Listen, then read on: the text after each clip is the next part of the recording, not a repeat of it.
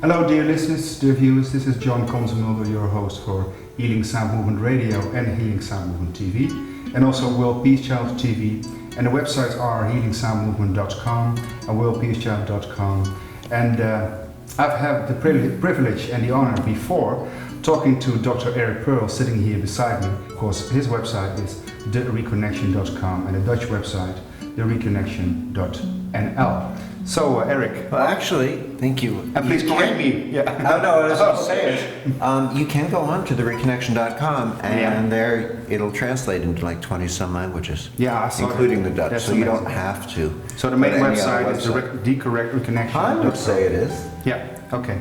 So my first question, of course, is interesting. What exactly, in your terms, your definition is energy healing or information healing, and how does it differ from what you call reconnecting healing?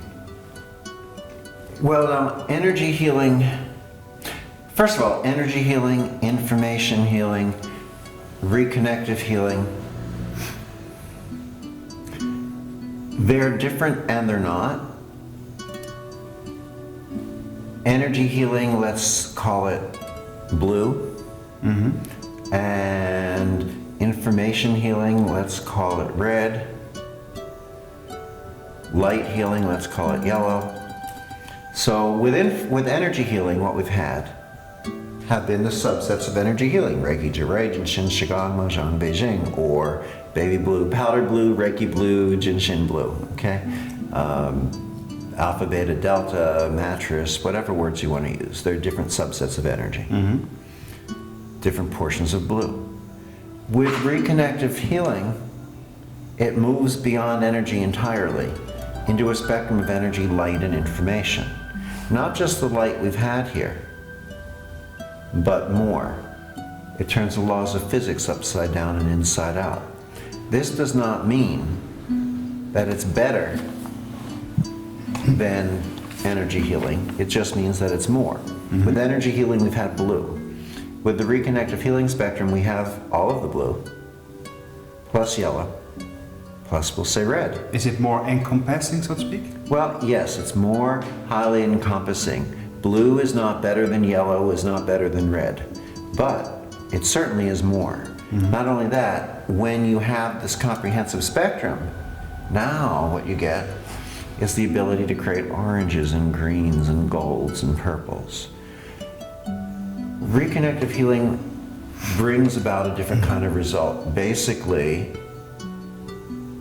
because it is so much more comprehensive. The reason that there's so much research on it is because the healings tend to be fairly instantaneous, mm-hmm. and they tend to last for the person's lifetime. They don't need to go back again and again and again. They don't have to believe in it or have it tap, tap, tap reinforced. It just is what it is. But it shows us aspects of energy, light, and information that the scientists have never seen here on the earth before, according to the way they explain it. And today, we have even newer studies than possibly the last time you and I spoke, which are the studies are now showing, there are 4 or maybe 5, and they're about to do the 6th big international study, that reconnective healing, unlike energy healing or anything else, definitively restructures or reconnects, as I say, the DNA. So it raises the level of light that we emit, which means it raises the level of light, not just that we emit, meaning that leaves the body, but that we continuously have as a healing source. And what light does is it allows us to regenerate continuously at I should say, a higher level. Also more light at the receiving end? Or just the emission? There's more light within us. Yes. So it's not exactly emission, because it's not as if it's giving something off that's going away. Mm-hmm. It's simply light. It's like a flame. It's a brighter light. Okay. That's one of the ways. We know that the chemical model of healing is pretty much dead. We know that the body heals through light, frequency, vibration, resonance, and information. Yeah. And light is very fascinating in many ways, because we've discovered now through the work of to the work of Dr. William Tiller, for example, Bill Tiller is known for the Tiller-Einstein model of negative entropy. And in simplest form, what he's demonstrated is that there's a natural tendency to break down. If we look at the fabric of this sofa, it will eventually become threadbare and fall apart. The wood will become dust. Go into chaos. Right. Well, see, I don't think that's a well-chosen word. No, but that's what they say with entropy. With entropy, they say it's a natural tendency for things to age, to break down, or to move into disorganization or chaos. I don't believe that those are wise words. It's because chaos is just a different form of organization at a different point, and they're using the word chaos more random because they don't understand it. It's not random. It's not random. It's not random. It's part of the design. Think of it this way. Let's say you're looking over from a bird's eye view down into the Frankfurt airport, huge international airport. Never did that, but I will. Imagine that you are. Imagine that there's no ceiling. We're just looking down at Frankfurt airport. What do you see? You see people going this way, going that way, going the other way, running all around. Now you could say that that's random or chaotic, but the fact is, if you came down to the level to understand, you know that everyone is going directly where they are intending to going. So it's all in order. They're all going where they intend to go. Now suddenly, imagine that those little signs in the airport that tell you which gates your flight are at, suddenly all the numbers start to change and all the flights are at different gates. Now if you start watching over that, now everyone's running more rapidly in different places and not sure they're running here, then they're running back, then they're running there, but they're moving in the directions where they know they need to go. But from our view above, we would call that chaos, but it's not. Because everyone knows what it's ordering process, But anyway, the point is, what Dr. Tiller has discovered is, and is known as this model today, the Tiller-Einstein model of negative entropy, is that once you hit the speed of light, disorganization becomes reorganization, degeneration becomes regeneration, dis-ease becomes healing or ease. So this light communication is what allows for our continuous regeneration. Howsoever, with reconnective healing, we reconnect to our fuller, more spiritual selves, the part of us that exists between lifetimes, not just here on this plane.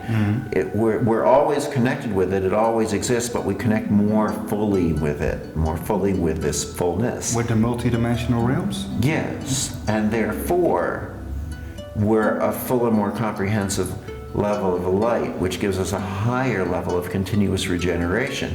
So we see the physical healings and we think that that's the big gift, but it's really much more, because this level of light that's coming through us is allowing us to regenerate, among other ways, our DNA, or maybe it's the other way around, the restructuring of the DNA is allowing this light to emanate. And as that happens, the DNA functioning, in a sense, you could say like the software program to our brains being our hardware, it's like a software upgrade. So we're able to access more from within the brain, more from within the field. We become more multidimensional beings. But human nature that minimizes goes, oh, it's about physical healings, but it's much more than physical healings.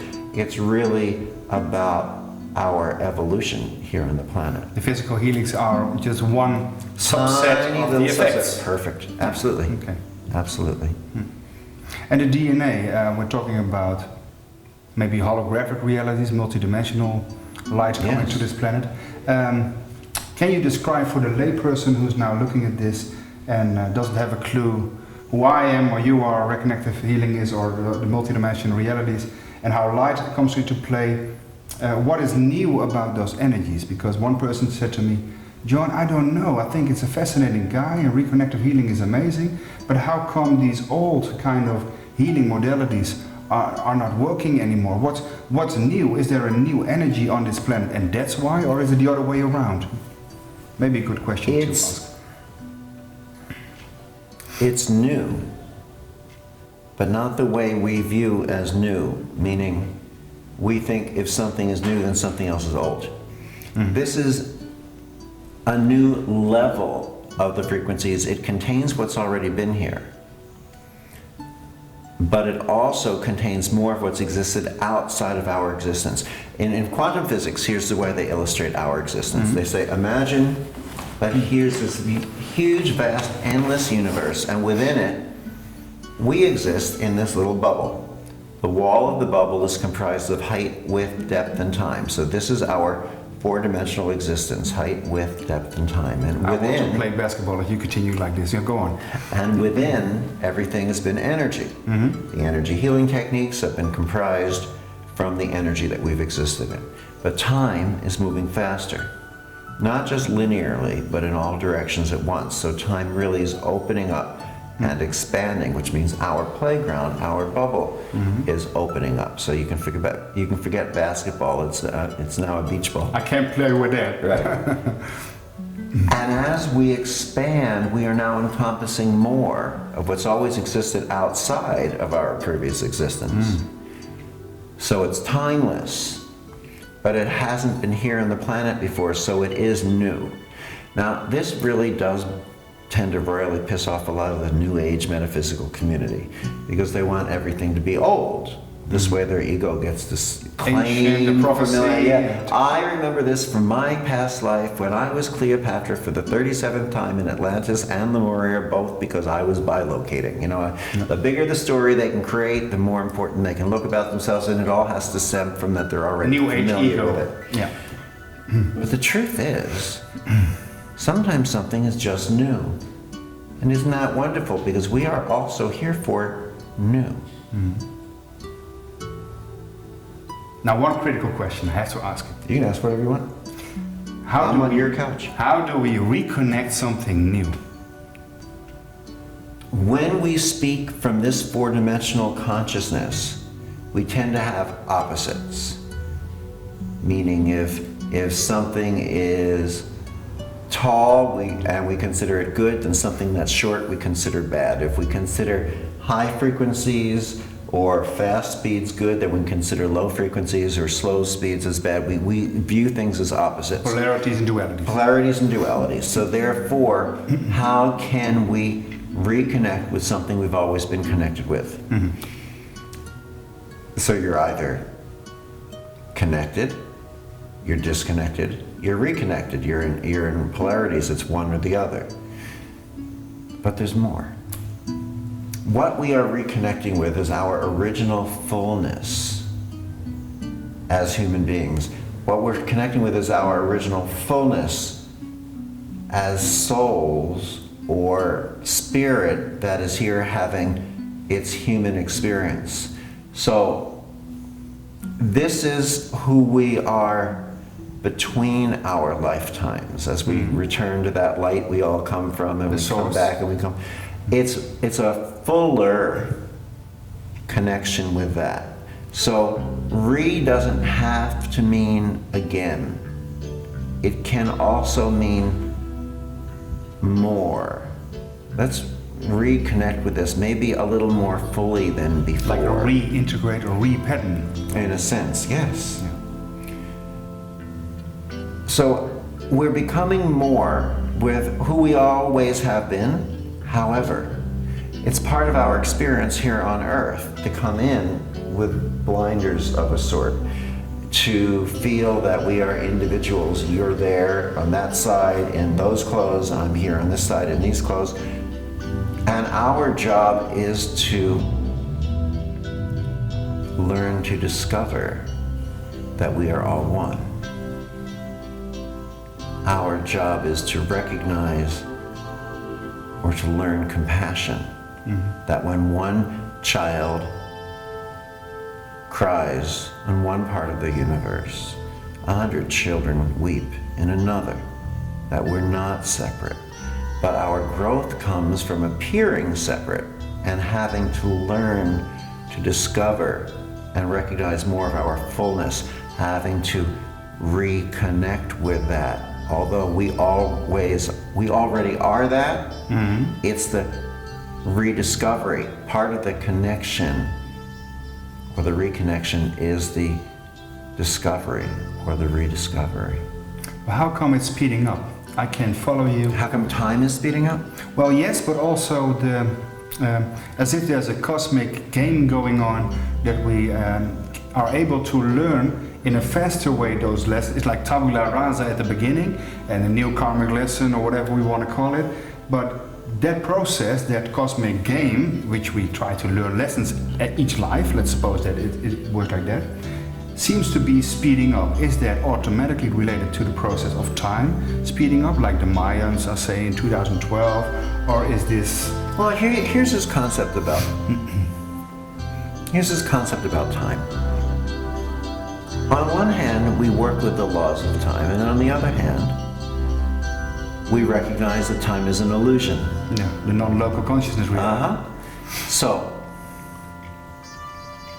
is it really time that's speeding up? I don't think so. I think that's the best way we can interpret what's going on.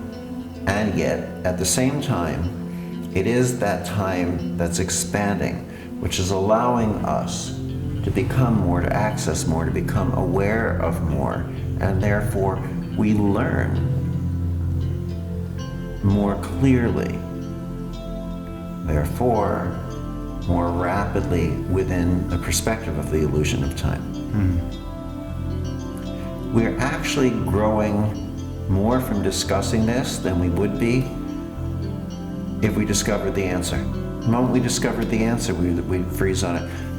We will all know all the answers all too soon. We will know when we return. We know these things in between our lifetimes. But we're sent here to grow and evolve, to develop, by not knowing, by discovering. Philosophy is about the questions, it's not about the answers. Well, we were gone for a few minutes because our camera guy got some healing, so that was quite extraordinary. We'll continue. I like you're a humorous guy, so I think I can ask you this question. Do some people feel you are being indifferent or irresponsible or disrespectful? I'll come back to you. Irreverent. Don't forget irreverent. When you say you do not heal or we do not heal, are the healers, while you do offer healing sessions, and I'm not being critical here, because you are saying that healing is a kind of a cosmic contract going on between the patient and the source energy, so to speak. So how does the healer come into play? Just as a facilitator or a different role? That's it. No, I don't have to answer the question. Oh my God. See? No question. You should have shut up right where you were. The answer is that you function as a healing facilitator. You're not doing the healing. You're facilitating a healing by being present. The gift is as much for them as it is for you, because as the practitioner you get to witness, and in that case you then become aware of more and greater possibility, and then with the next session and the next sessions you can bring about even more. And on one hand, you're the healer. It's actually better, I feel, to say you're the healing practitioner, because by calling yourself the healer, it tends to let's be a little, expectation more than expectancy. Expectation, and it's a bit of, some fast ego food. So you're a healing facilitator, pretty much the same way as, well, you could say that the healer is God or love or the universe if you'd like. So on one hand, we're all representations of God by virtue of being holographic. We are God, but we are not God, the one. Except we are, as we're connected as God, but not individually, that way. But individually, we contain the hologram. So in that case, then we are. Here's an analogy. Here's an analogy that'll help us understand it better. Think of the sun. Now there is the sun, and then there are the rays of the sun. Now, the ray of the sun by itself can't go, I am the sun, because we all know there's the sun. But yet each ray is a holographic representation of the sun. It contains the entirety of the sun by virtue of being a hologram.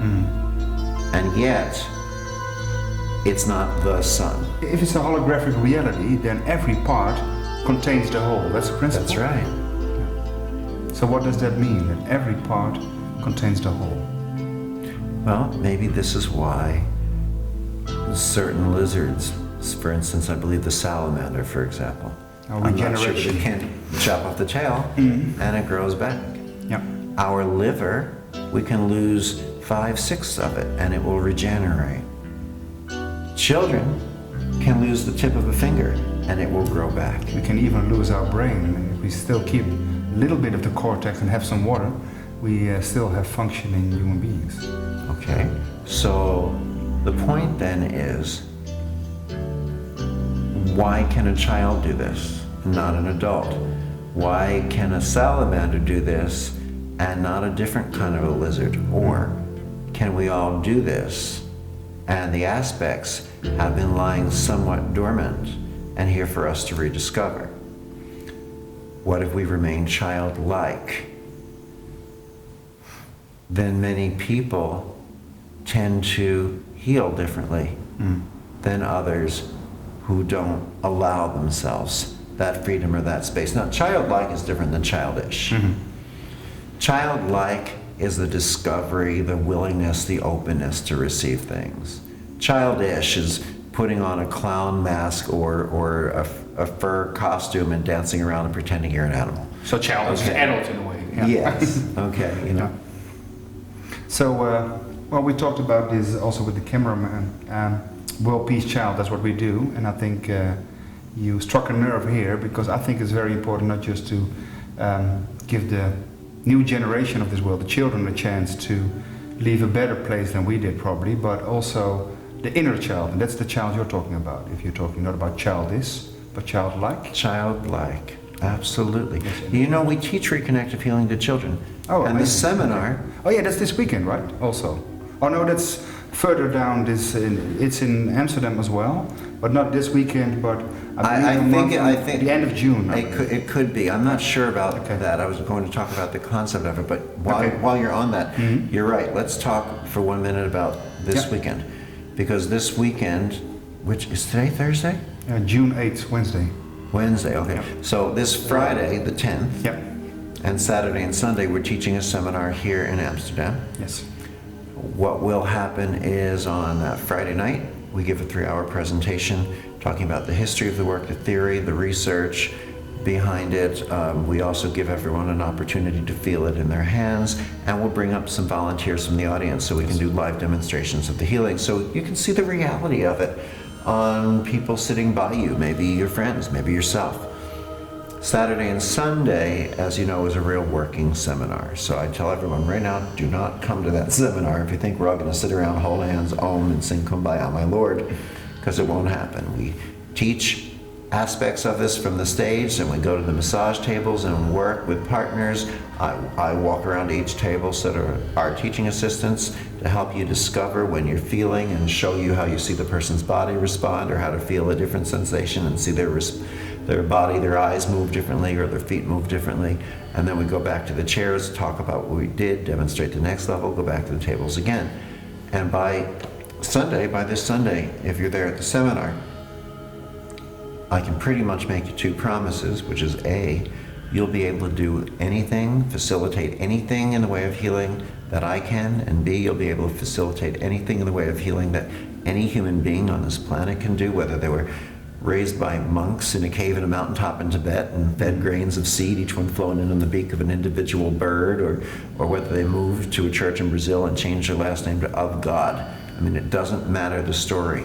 I think you can repeat that last sentence, but I won't ask. It only matters our willingness to transcend the stories, to demystify the healing process, so it can be clear and transparent for everyone, to transcend the techniques, the steps, the ego of I did this and I did that, and here are my 24 different certificates to prove it, and instead transcend the healing and become the catalyst by being willing to simply be the observer and the observed, the witness and the witnessed, the seer and the seen. And if we're not willing to transcend the techniques, to do less actually, to bring about more, we need to ask ourselves why. If we're not willing to demystify the healing process and allow it to be clear and transparent for everyone, we need to ask ourselves why. And if we're not willing to ask ourselves why, then we need to ask ourselves why we're not willing to ask ourselves why. Because it is within that question that lies the next step to our own mastery and development. As a matter of fact, I don't know for sure everywhere that your show is heard. I guess it probably will be heard everywhere. Hope so. But I will tell you that at least for the people here in Amsterdam who have missed or might miss the opportunity to attend this weekend, we just last night decided that we'll be bringing a seminar to Antwerp. Antwerpen. Antwerpen, Yes, yes. Antwerp is the English word for Antwerpen. Antwerpen. September 7, 8, In and Belgium, 9. yes. In Belgium, 7, 8, 9. So we'll bring a seminar there as well. So if Okay. you're not able to come to this one, come to that one, but come to this one because I'm here and it's fun. Reconnection.com. The Reconnection. The Reconnection. Yeah, You have to use Reconnection.com. the in front of it, Yeah. otherwise I think it takes you to a sex spot. Reconnection.com. The Reconnection. The Reconnection. The Reconnection. I'm kidding. I wanted people to go to the other thing. So how do we, I think that's an interesting question that just came up in my mind. How do we, if As we opposed can, to questions that come up other places. well, sometimes they get, no, anyway. Yeah. It's a holographic body anyway, you know how it was. How do we, can we, I know the answer is yes, but how do we facilitate the facilitation process? So there might be limiting factors, control, trying to send the energies that way. I read that in your great book. By the way, it's available. Yes, you don't have to. Oh, that's it. Hold up. Wait, hold it up. Oh, yeah. Hold up, yeah. Promotion. And I'm kidding. And it's in many languages, people. It's in 36 languages. Yes, that's amazing. I believe. 26.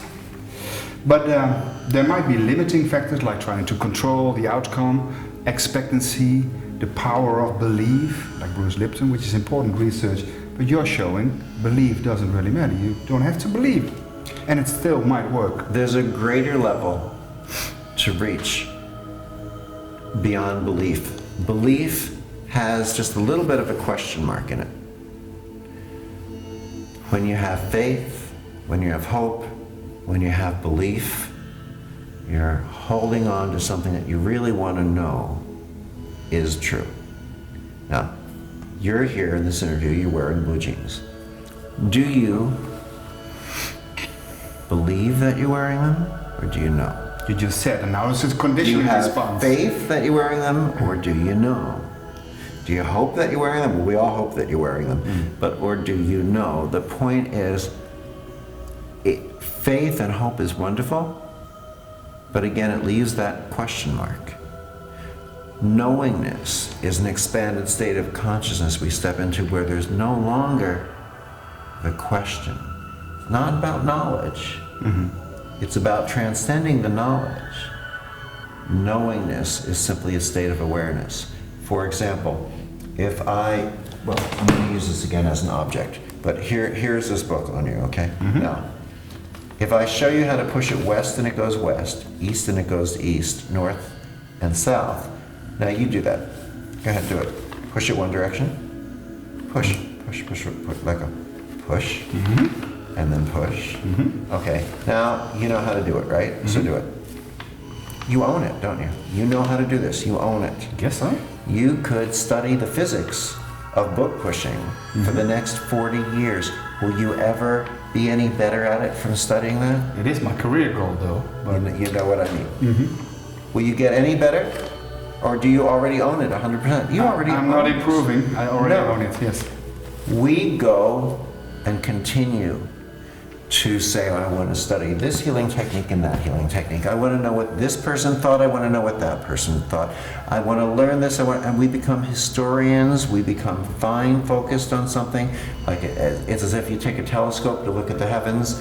You can focus in on one part of it, but what happens is, this is in the way, I'm sorry. We can focus in on one part of it. You can focus in on one part of it. But what happens is you do so at the cost or the expense of the rest of the whole picture. It's fine to study, but then put the telescope down so we can see everything in its relationship, and so we can see the entire picture. Our energy healing techniques, as we discussed last time, are like training wheels on a bicycle, which are really wonderful. But the true gift is not received until we take the training wheels off, because that's the ability to master the bicycle itself. Now, some people will say, well, you're making fun of techniques. No more than we're making fun of training wheels. Training wheels are valuable. Techniques are a help. But the technique wasn't born so that we could master, so that we could become, let's try that again. The technique wasn't born so that we could become masters of the technique, and we weren't born to become masters of a technique. We are hopefully learning the technique, not so we can master the technique, but so that we can master healing. We didn't put the training wheels on the bicycle to master the training wheels. We put the training wheels on the bicycle to master the bicycle. As a means to an end. Precisely. But there does come a time where you have to remove them. There does come a time where if we truly want to step into our fullness, we need to rise above the techniques. Now, some people don't always fully understand that. I'll give you an example. There was a doctor about, I don't know, maybe 7, 8 years ago, who came and took the seminar with his now ex-wife and his staff, I don't know, maybe 4 different times. They all took copious notes, wrote them all down. And once in a while we would talk. I didn't hear much from him. And then I'm listening and I hear a radio interview, and there he's being interviewed.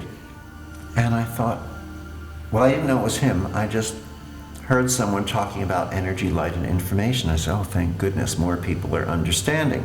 And then I hear him say, let's transcend our techniques and release them. I said, thank goodness more people are understanding. Then I find out it's him, and I go, well, isn't that great? He attended the seminar, he really learned it, and he's out there talking about it. Then I found out, then he explains he's giving a seminar, and in the seminar he's saying, hold on to this point, or this point, or this point, and collapse a wavelength. I said, why is the left half of your mouth saying no technique, and why is your other part of your mouth talking about technique?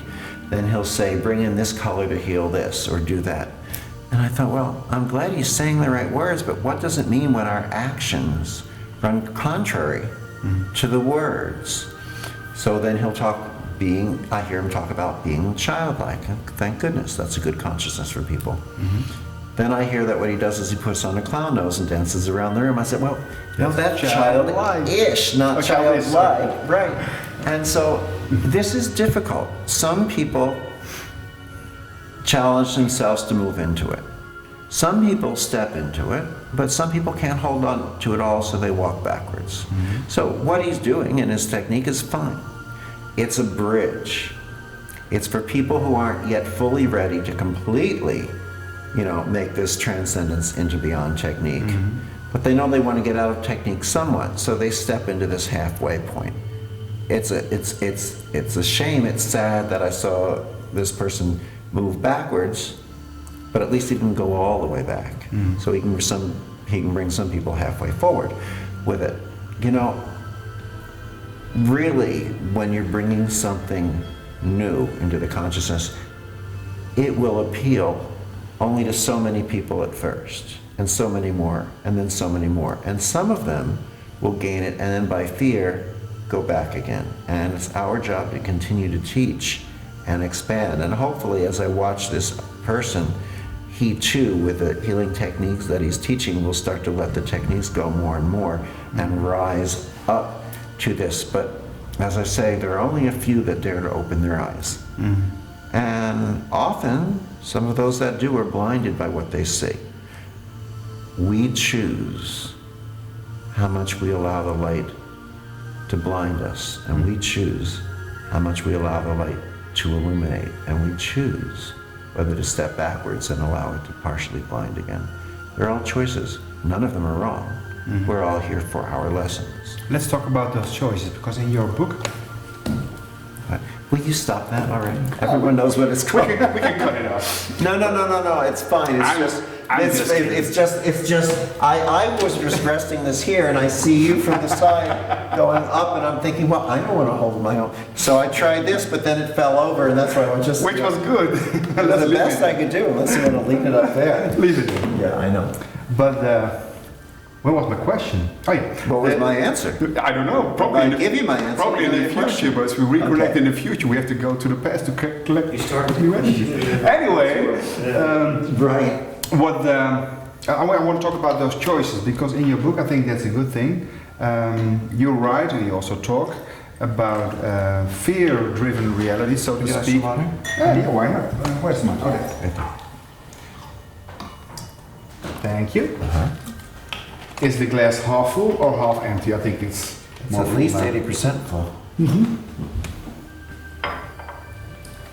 But let's talk about those options we have, because in your book you talk about rituals people have with healing and healing modalities, and you basically say, get rid of all those healing rituals, and you've experienced yourself that it wasn't even facilitating you as a facilitator. So that's what I mean with those facilitating procedures and limiting procedures. So this was a limiting procedure for you to say, no music, no incense, no whatever. So you step aside to become a vehicle of consciousness and those new energies to come in, right?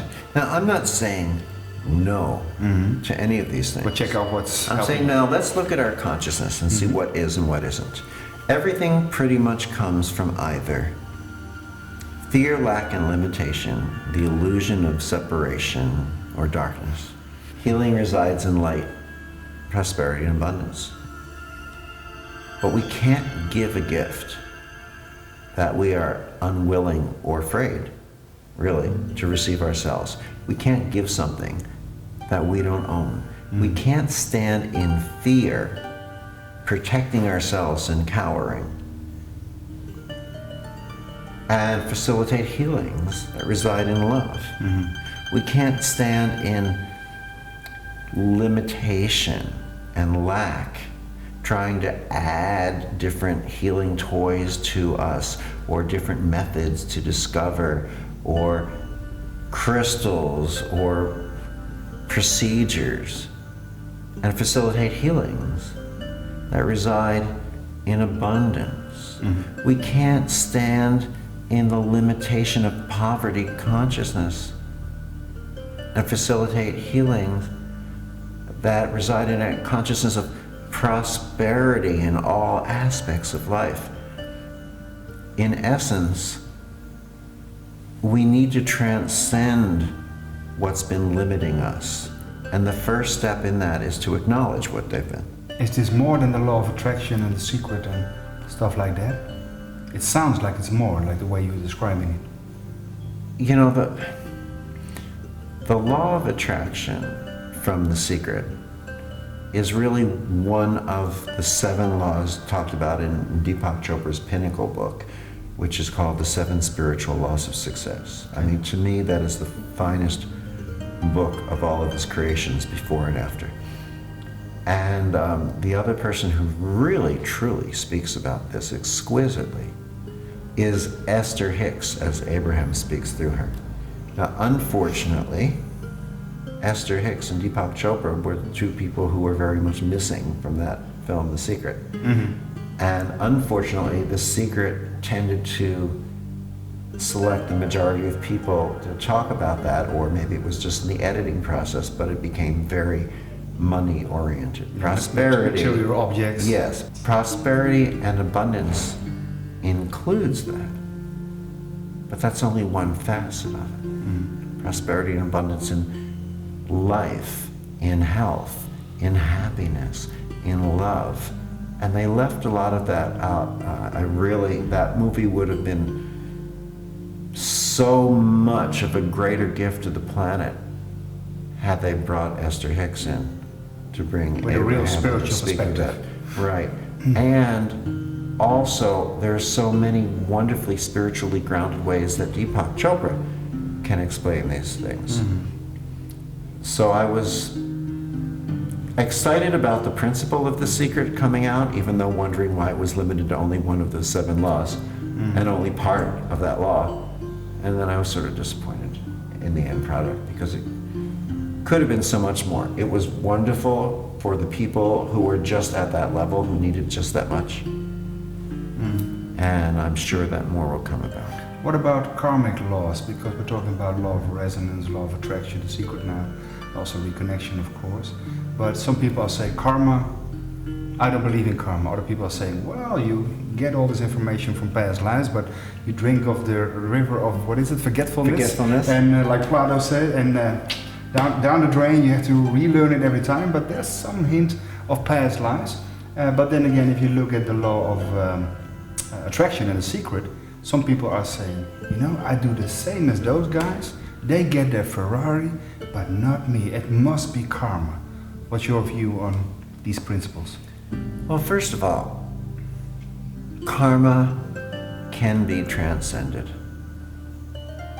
We can continually wash and clean like you take a cloth into the river. Mm-hmm. And it will become lighter and lighter and lighter. Or we can simply release it and move into a new direction. Because time is moving so much more quickly, we are evolving so much more rapidly, that the slowness of the way karma used to work is no longer necessary.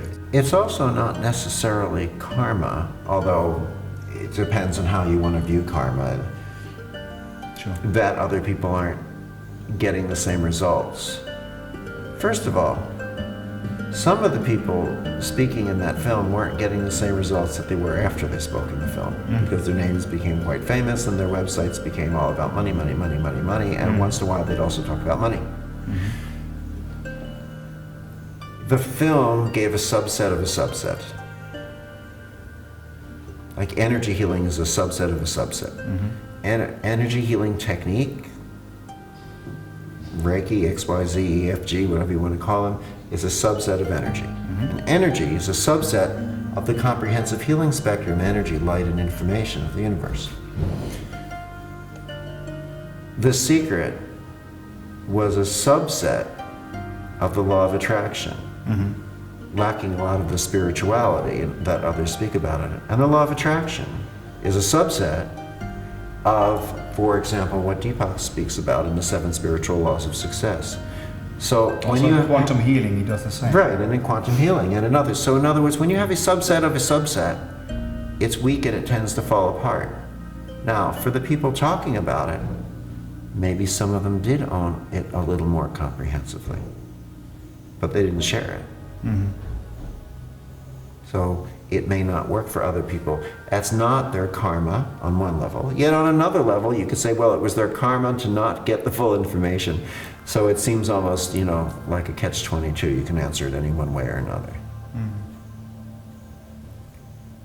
But if these people are now watching your program and they decide that what they want to do is maybe pick up the 7 spiritual laws of success, maybe go find the Abraham tapes that Jerry and Esther Hicks are producing and listen to these things, really begin to practice some of the consciousness, I think you'll start to find that suddenly the laws that were talked about in The Secret become much more rewarding to you. Not only that, you'll probably find that listening to The Secret is just like a little too surface at that point in time, and you want the more depth and the greater understanding.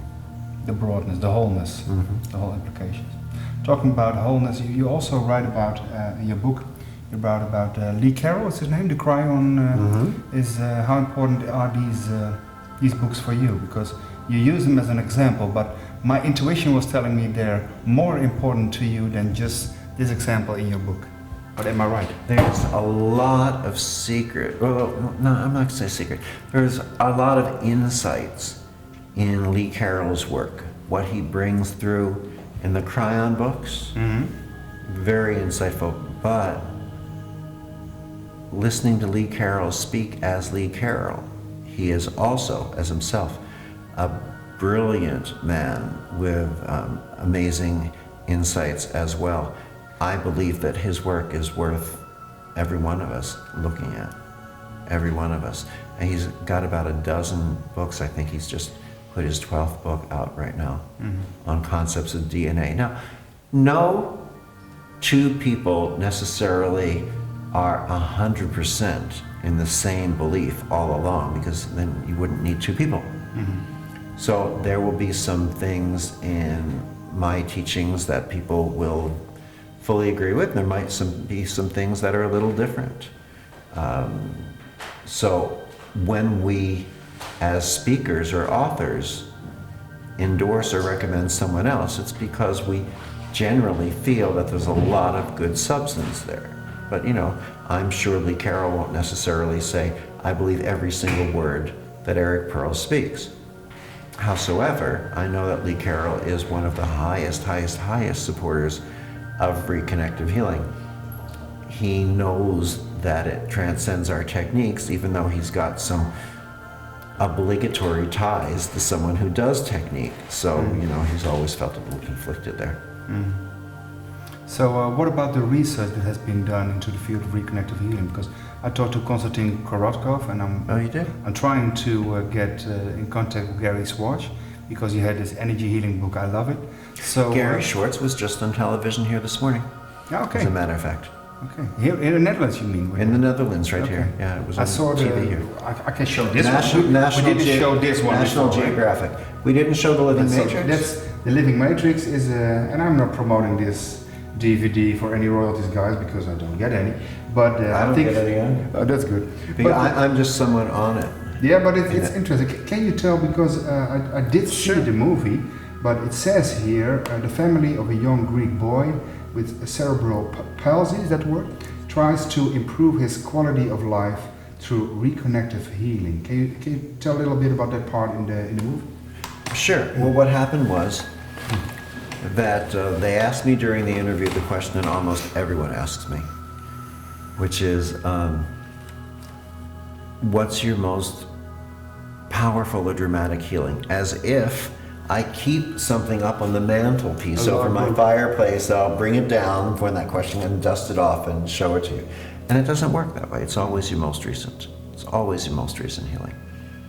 So, for example, in the film, The Living Matrix, well, during the interview, the most recent story was the one about this little 5-year-old boy, Demetrius, who had cerebral palsy. He was unable to walk. He had metal braces on his legs. If you could get his toes, to touch the ground, but he couldn't get his heel down, so he was scheduled for surgery for that.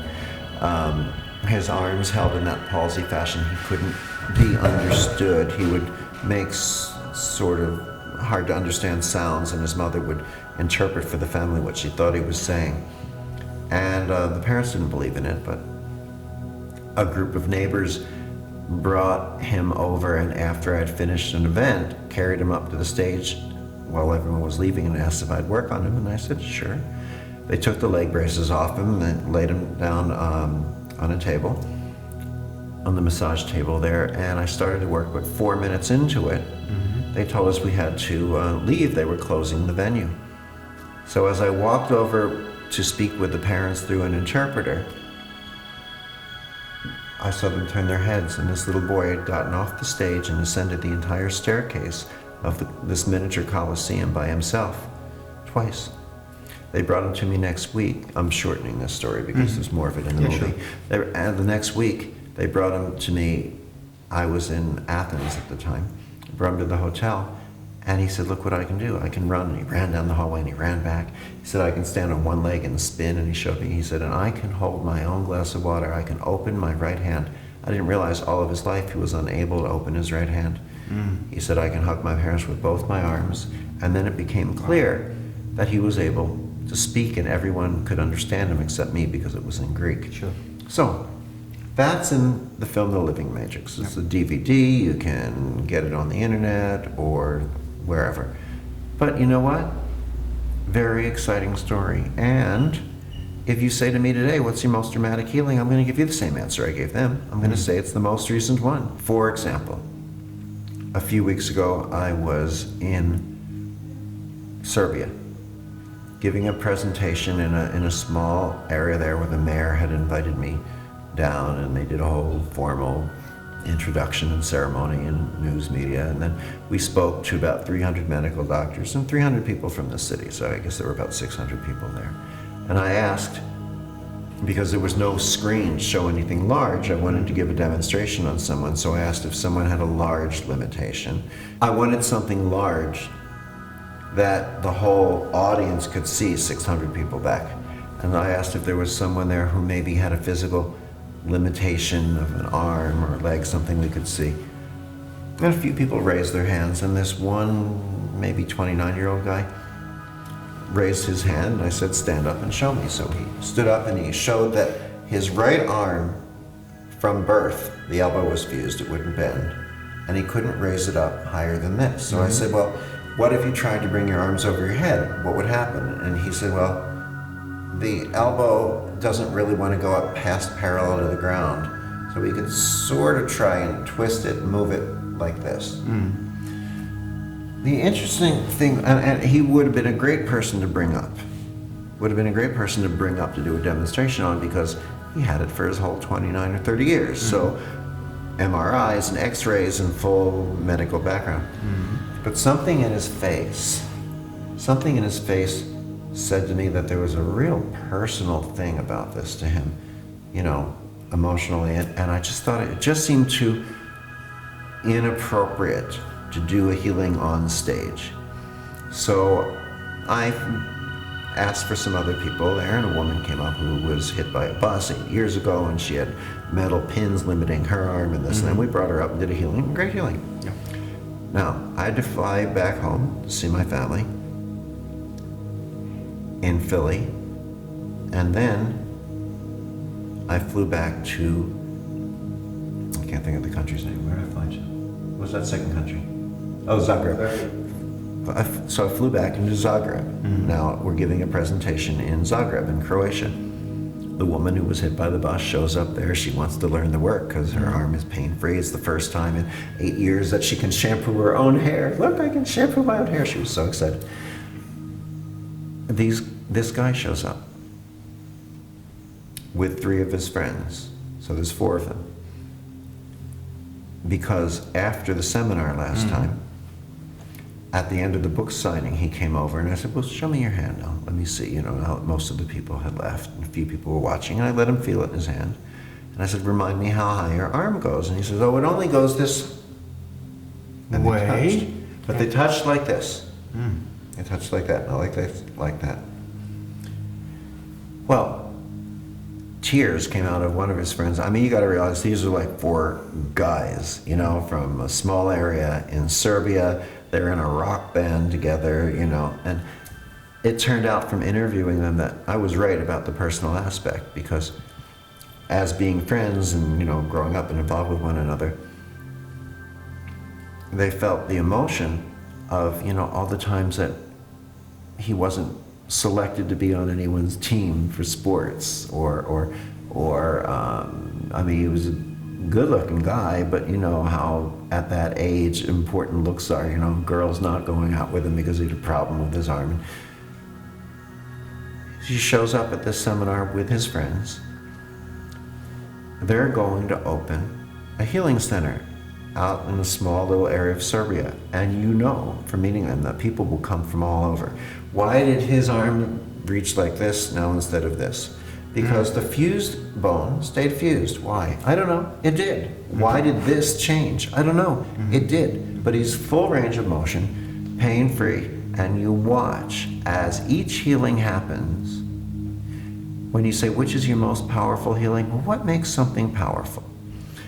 The healing with little Demetrius in Thessaloniki, Greece, was very powerful from the heart, and very powerful because of look how many people in the film, The Living Matrix, get to see this story. The implications. Right.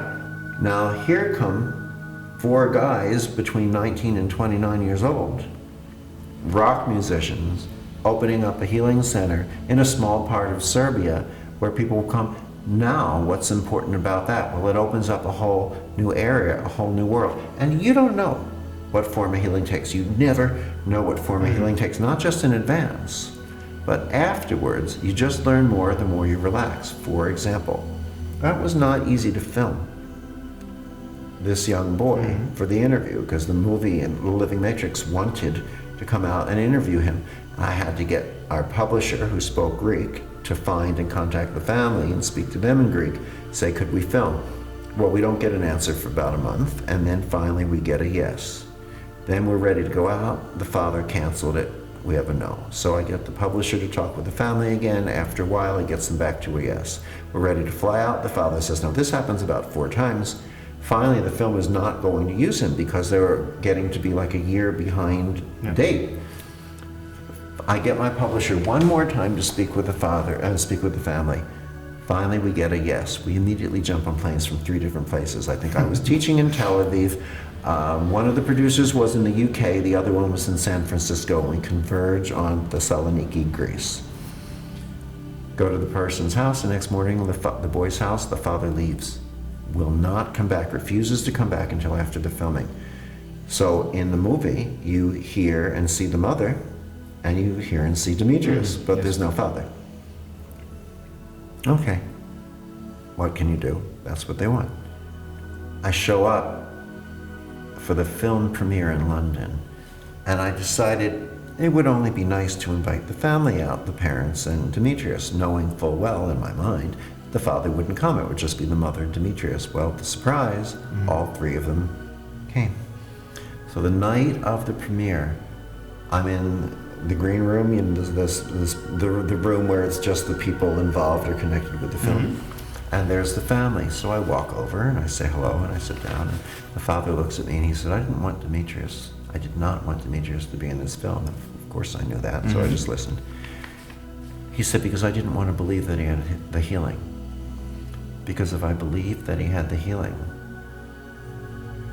then I'd have to live with the fear, waking up every morning to find that it's gone, that it left. He said, but it's been a year now. He runs perfectly. He still walks a little funny at times, but that's because he runs all the time. That's because he's 5 years old. He didn't get to run when all of his friends were running. So we go and we watch the film. And Demetrius didn't know that he was going to be in the movie. So he's in the second row. And he's in the movie being filmed with this little 5-year-old friend of his, a girl. And all he can say is, look, there's the girlfriend. He didn't even tune in that it was himself. So everyone watches this whole movie about this child who couldn't walk or stand or speak. And then they see him afterwards running around on the playground. Tears in their eyes, and just then, you know how children have perfect timing. He jumps up out of his chair and screams, I have to go to the bathroom, and runs up the aisle with the mother looking nervous, getting out, chasing him. I mean, it was perfect timing after the whole film. But now here comes the insight. Here are the healings that you don't know that happened. I found out that the family almost divorced over that film, over letting him be in it, because the father didn't want it. Now, obviously, that's not the whole reason. If you're almost divorced over an argument, then there are other things as well. It's not just a fear of false hope, right? It's more. Of course. But now, the mother has become a healing practitioner, a reconnective healing practitioner, and the family is more loving and tight-knit than anything. So, who had the healing? It wasn't just Demetrius, was it? It was the entire family. Treatment, therapy, cures, they're about symptoms, they're about individuals. Healing is about balance, the full balance of the human being. And the real causes. And the full balance then of the family and everyone in that interrelation with the real being. And the full balance of the healing with everyone in a relationship with that being. In other words, sometimes we're missing the boat when we're running out trying to send a healing to a government. Sometimes we're missing the concept when we're running out trying to heal the earth or heal a tree. These are reflections of us. Only when we are willing to unveil our inner selves and share the healing one-on-one do we become more. When we become more, then those interacting with us become more. And then the people we elect and put into positions of power and decisions, including as we evolve into that, make better choices. And suddenly we find that the earth becomes more green. Suddenly we find that better choices and decisions are made between governments. We recognize that war is ridiculous.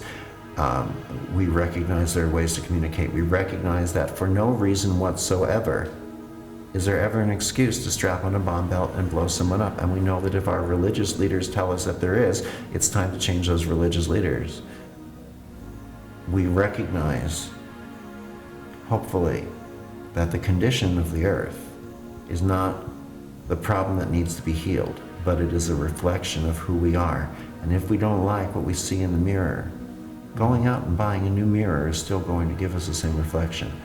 We have to heal from within first. So now we are at the point of global consciousness and even world peace. So is reconnection as a non-technique, as a way of transcending technique. Exactly, using light and information, Sure. real connection. Is it possible to use those implications the reconnection is already showing it has, to actually achieve world peace level as like global consciousness, but still remaining our individual uniqueness? Is that possible, and how? That's the book that I'm writing now, right now, that I expect to finish at the Okay. end of this year, and hopefully will be published either by the end of this year or the beginning of next. Any information you can or want to share about the book? The book is about bringing the consciousness of the reconnection into our lives, into our thoughts, into our actions, becoming more reconnected with who we are, living a reconnection consciousness. Not just talking the talk, but walk the walk. Okay, I'll take that. But there's even more, and I don't want to give away too much of that one yet. And of course we have publishing rights also, so we have to watch out for that. Well, I think we're done here. So I want to thank you for your time. Thank you for the interview. I want to thank you for our connection and this unexpected interview and some healing aspects. The camera guy got some healing, I got some healing, and it was a great time and I got pleasure some to healing. honor. And you got some healing. Did you get some healing? I always. Do you guys get some healing? Good. Good. Thank you, Eric. It was a Thank pleasure you. and an honor It's my pleasure to too. talk to you again. And thank you, dear listeners, and check out our new shows at HealingSoundMovement.com, WorldPeaceChild.com, radio and television. Thank you, Eric. Thank you.